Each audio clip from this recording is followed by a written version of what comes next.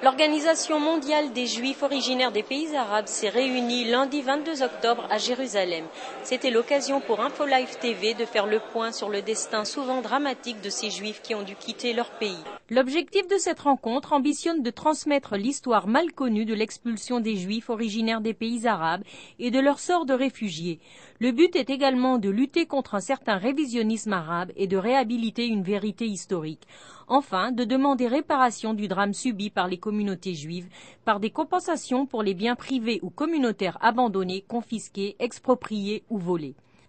InfoLive TV a demandé à Jean-Pierre Alali, membre du bureau exécutif du CRIF, quelques précisions.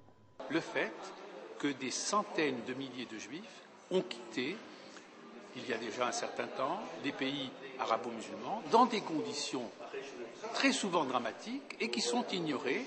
Et finalement, on se rend compte que dans le monde, on parle énormément des réfugiés palestiniens. Chaque fois que le mot réfugié aujourd'hui, à travers la planète, est évoqué, on pense immanquablement au terme de réfugiés palestiniens. Or, il y a eu, d'une façon parallèle, et non concurrentielle, mais c'est l'histoire, il y a eu également des réfugiés juifs originaires des pays arabes. Et la vocation de la GGAC et donc de cette campagne, c'est de rappeler cette histoire douloureuse, de permettre aux générations qui arrivent et qui sont souvent ignorantes du passé de leurs parents ou de leurs grands-parents, de leur raconter qu'il y a eu des Juifs qui, pendant des milliers d'années, ont vécu dans des pays arabo-musulmans, qui ont connu une certaine forme d'histoire et qu'aujourd'hui, ils n'y sont plus et qu'on ne veut pas oublier, qu'ils ne veulent pas oublier leur passé. L'idée que les Juifs doivent eux aussi recevoir des compensations du fait qu'ils furent expulsés des pays arabes, en particulier d'Irak, de Syrie, du Liban, d'Égypte, de Libye, de Tunisie, d'Algérie et du Maroc, fait son chemin. Au milieu du XXe siècle, au Moyen-Orient, le problème des réfugiés n'a pas seulement concerné les Palestiniens, il a avant tout touché les Juifs originaires des pays arabes.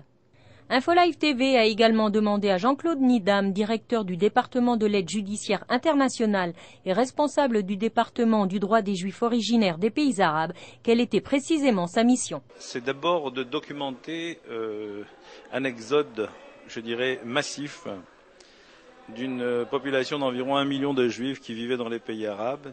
Donc 70% ont dû quitter très précipitamment autour de la création de l'État d'Israël, un peu avant, pendant et après la création de l'État d'Israël, environ 600 à 700 000 personnes ont fui véritablement les pays arabes pour venir s'établir en Israël et y ont subi bien sûr des discriminations notoires, à la fois de par la loi, les gens ont été privés de leur nationalité, certainement ont été dépossédés complètement de leurs biens, une dépossession massive, et des biens privés et des biens communautaires. Voilà, donc cette histoire-là, le monde ne la connaît pas. Et ces personnes sont devenues du jour au lendemain des personnes réfugiées, véritablement selon la définition même du droit international.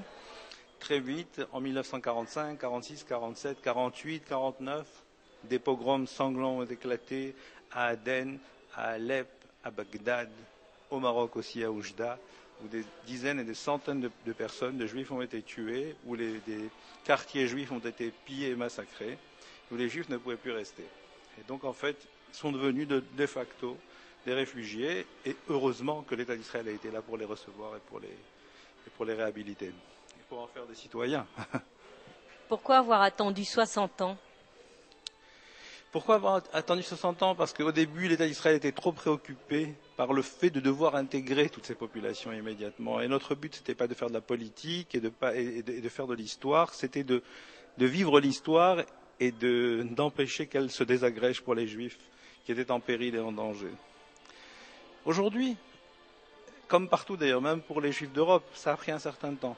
Les gens commencent à revoir en arrière un petit peu leur vie, ont besoin de faire le point, la vérité sur leur histoire. Il y a un besoin de mémoire, de mémorisation.